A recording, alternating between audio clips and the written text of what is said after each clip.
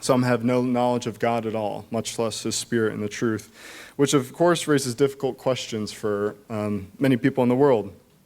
How can billions of people who lived and died without truly understanding God have a chance? How is that fair? These are some of the questions that the world poses to us.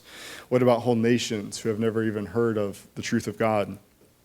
Acts 2:17 and what Peter's teaching on this day of Pentecost can help answer these questions. They answer it by showing us that eventually everyone is going to have an opportunity. When Peter quoted Joel and said that God would pour his Spirit out on all flesh, he was pointing to something much bigger than what happened in Acts 2. Like I said, he wasn't just talking about what happened in that moment, but he was talking about the future as well. He was showing that in God's plan, eventually all people will have the opportunity to hear God's truth and have God's Spirit work with them in a calling, which reveals, of course, the fairness, the mercy of God, because his plan includes everyone, not just us here today and those in church history. Of course, right now we are the ones being called. We are the early harvest, which is what this day is all about. But Pentecost is also about the future grander harvest, the larger harvest that's still coming, where all people have a chance to understand God and respond to him. Of course, we know that everyone will have to choose eventually. It's not going to be a forced acceptance, but everyone will at least have the same opportunity to hear the truth clearly, to understand it, and then to respond to it. This reminder is important, especially on this day, because it emphasizes that God's plan, especially this day of Pentecost, is a plan of hope for humanity.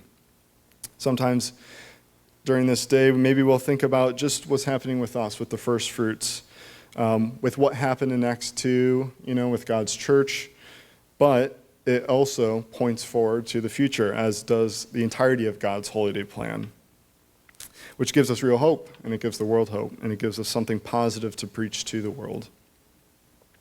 It reminds us that God is not trying to exclude people, but is working out his plan in a very orderly and in purposeful way, and that the rest of humanity will have their opportunity later on. Turn with me, if you will. We'll do one more verse this afternoon in 2 Peter 3, verse 9.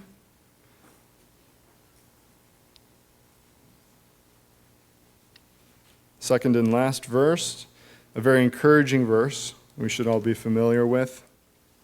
2 Peter 3, verse 9, "The Lord is not slack concerning his promise, as some count slackness, but is long-suffering towards us, not willing that any should perish, but that all should come to repentance."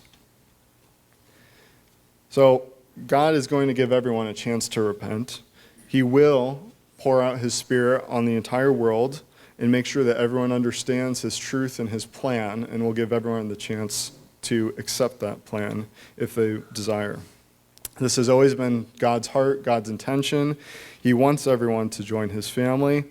So when we read this verse, when we read this passage in Acts on this day of Pentecost, we should remember both parts of its meaning. First, that this day serves as an annual reminder that God's Spirit is working with us, working in us daily so that we can improve, working with those who have accepted his calling in this time and on this earth. But secondly, that the day of Pentecost also points towards the future. It prophesies of the time when everyone will receive his Spirit and eventually hear the truth and have the opportunity to respond. So it's a hopeful message on the day of Pentecost. And we see God's Spirit poured out in a powerful way in Acts 2. But again, it points towards a future time when, according to God's plan, his Spirit will be poured out on all flesh.